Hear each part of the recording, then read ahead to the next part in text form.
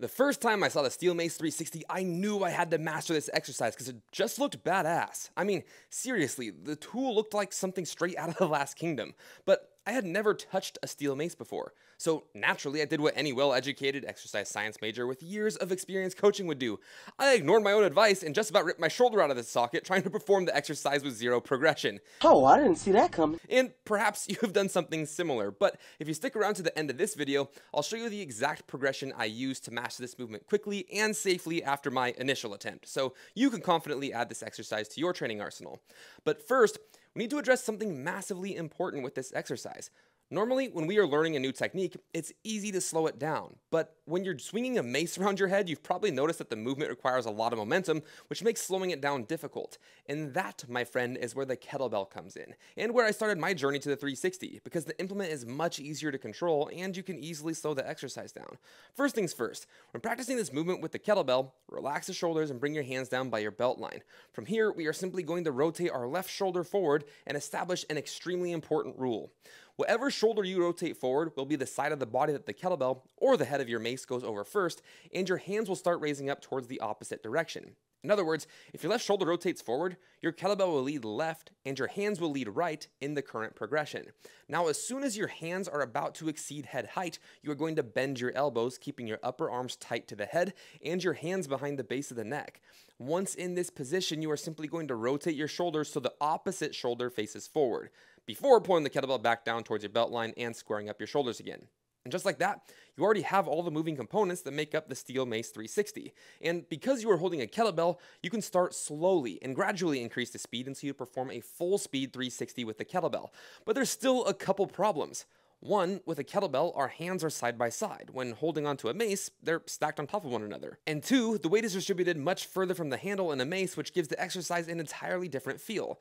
So how can we ease our way into using the steel mace without doing a full speed 360 and hoping for the best? Well, remember how I said to start the kettlebell 360 by holding your hands down by your belt line? The Steel Mace 360 actually starts the same way, and if you simply point your index finger on the top hand, that is the direction you want the mace head to go, and also the shoulder that you want to rotate forward first. But instead of skipping over our shoulder like we did with the kettlebell, we're simply going to rest the steel mace on the forward shoulder.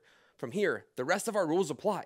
Our hands will go the opposite direction of the mace head, and as soon as our hands exceed head height, we will bend the elbows and keep our upper arms tight to our head as we slowly rotate through the shoulders until our opposite shoulder is forward. Once here, you are simply going to drag the mace handle over the shoulder until your hands return to the starting position. And just like with the kettlebell 360, you can start slowly and gradually increase your speed over time until you're ready to perform the full 360. Before you attempt the full 360, there is one massively important detail that can make or break this exercise. You see, in the previous progressions, we have a lot of control over when we want to pull the kettlebell back into the starting position. But when performing the full 360, timing becomes much more important. If you pull the steel mace back over the shoulder too early, you end up with a choppy 360 because the pendulum motion behind your back gets interrupted. If you wait too long to pull the steel mace over the shoulder, then the mace will swing too far out and around the shoulder to control the catch. So when you attempt the full 360 without touching the mace handle to your shoulder, it's crucial that you begin pulling the mace back to the starting position as soon as the mace head clears your hip. This will ensure that you get adequate momentum from finishing the pendulum motion behind your back and keep the mace head close to your body's center of mass as you pull it back into the starting position. In other words, the only difference between the previous progression and the full 360 is that we are now keeping the mace handle off the shoulders at all times. The shoulders still rotate forward, the mace head and hands still end up on opposite sides of the head, the elbows bend when the hands exceed head height, and the shoulders still rotate to initiate the pendulum motion behind the back. And a really easy way to make sure that your timing is right is to watch yourself in a mirror or in your own cell phone camera. Over time, you'll begin to feel when you should pull the mace without the visual aid, and that, my friend, is when you'll have mastered the Steel Mace 360. With that said, I hope you enjoyed the breakdown of the Steel Mace 360, and if you are a fan of kettlebell training and other unconventional strength tools like the Steel Mace, you are in the right place, and I highly recommend checking out one of these videos here to take your training to the next level. Enjoy the mace work, and I'll see you on the next one.